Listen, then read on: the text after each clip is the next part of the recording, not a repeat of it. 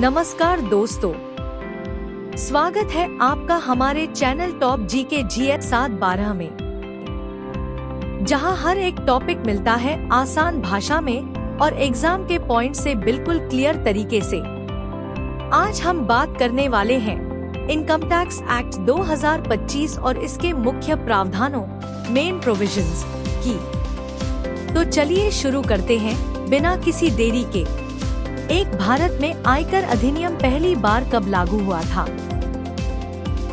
1860, B 1947, C 1961, D 1972। Answer C 1961। दो आयकर अधिनियम 1961 किस वर्ष से प्रभावी हुआ? ए 1 अप्रैल 1962, बी 1 जनवरी 1961, सी 1 अप्रैल 1961, डी 1 जुलाई 1963। आंसर ए 1 अप्रैल 1962। तीन आयकर अधिनियम 2025 के अनुसार व्यक्तिगत करदाता की नई टैक्स स्लैब की अधिकतम दर क्या है? A 25%, B 30%, C 35%, D 40%। Answer B 30%। चार आयकर अधिनियम का प्रशासन कौन करता है? ए संसद, बी वित्त मंत्रालय, C CBDT central board of direct taxes, D RBI। Answer C CBDT। पांच आयकर अधिनियम की धारा 80C किससे संबंधित है? ए वेतन भत्ता, बी बचत पर कर छूट, सी कृषि आय, डी पूंजी लाभ। आंसर बी बचत पर कर छूट। 6 CBDT का पूर्ण रूप क्या है? A central bureau of direct tax, B central board of direct taxes, C central bank of direct taxes, D central board of domestic tax. Answer B central board of direct taxes. 7 धारा 10 के अंतर्गत क्या शामिल है?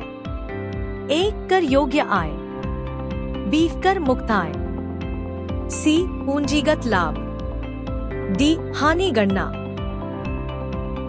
Answer B कर मुक्त आय। 8 करदाता को अपना आयकर रिटर्न किस तारीख तक दाखिल करना होता है व्यक्तिगत के लिए? ए 31 मार्च, बी 31 जुलाई, सी 30 सितंबर, डी 31 दिसंबर। आंसर बी 31 जुलाई। 9 कर योग्य आय में शामिल नहीं होती। ए कृषि आय, बी वेतन आय, सी गृह संपत्ति आय, डी व्यवसाय आय। आंसर ए कृषि आय। 10 धारा 24 बी किससे संबंधित है? ए गृह ऋण ब्याज पर छूट, बी शिक्षा ऋण, सी चिकित्सा व्यय, डी पेंशन योजना। आंसर ए गृह ऋण ब्याज पर छूट। 11 आयकर की गणना के लिए कौन सा वर्ष आधार वर्ष कहलाता है? ए आकलन वर्ष, बी वित्तीय वर्ष, सी पूर्व वर्ष, डी लेखा वर्ष। आंसर सी पूर्व वर्ष। 12 धारा 87 क्या देती है? A tax rebate, B tax fine, C tax penalty, D tax slab. Answer A tax rebate. 13 Bharat में कराधान की नीति कौन निर्धारित करता है? A RBI, B SEBI, C वित्त मंत्रालय, D NITI Aayog. Answer C वित्त मंत्रालय। 14 कर चोरी, टैक्स इवेशन का अर्थ क्या है? ए. कानूनी बचाव, बी. अवैध कर बचाव, सी. कर योजना, डी. कर पुनर्गठन। Answer B. अवैध कर बचाव। 15 धारा 139 से संबंधित है। ए. रिटर्न दाखिल करना, बी. कर चोरी, सी. कर वसूली, डी. अपील प्रक्रिया। Answer A. रिटर्न दाखिल करना। 16 कर निर्धारण अधिकारी को क्या कहा जाता है? A. Tax inspector, B. Assessing officer, C. Tax manager, D. Revenue officer. Answer B. Assessing officer. 17 कर योग्य आय में 5 मुख्य प्रमुख आय श्रेणियां होती हैं। A. 3, B. 4, C. 5, D. 6। Answer C. 5। 18 कर योग्य आय की पहली श्रेणी कौन सी है? ए. वेतन आय, बी. गृह संपत्ति, सी. पूंजीगत लाभ, डी. व्यवसाय आय। Answer A. वेतन आय। 19 धारा 80 डी किससे संबंधित है? ए. स्वास्थ्य बीमा, बी. गृह ऋण, सी. शिक्षा ऋण, डी. दान। Answer A. स्वास्थ्य बीमा। 20 आयकर अधिनियम में संशोधन कौन करता है? ए. वित्त आयोग, बी. संसद, सी. NITI Aayog, D. RBI. Answer B. संसद। 21 भारत में टैक्स स्लैब प्रणाली कितनी बार संशोधित होती है? ए. हर 5 साल, बी. हर बजट में, सी. हर 2 साल, डी. कभी नहीं। Answer B. हर बजट में। 22 धारा 234 234 बी और 234 सी संबंधित है। ए. Penalty, B. ब्याज, सी. छूट, डी. अपील। Answer B. ब्याज। 23 आयकर का मुख्य उद्देश्य क्या है? ए. धन संचय, बी. आय का पुनर्वितरण, सी. विदेशी व्यापार, डी. निजी संपत्ति। Answer B. आय का पुनर्वितरण। 24 धारा 80 जी किससे संबंधित है?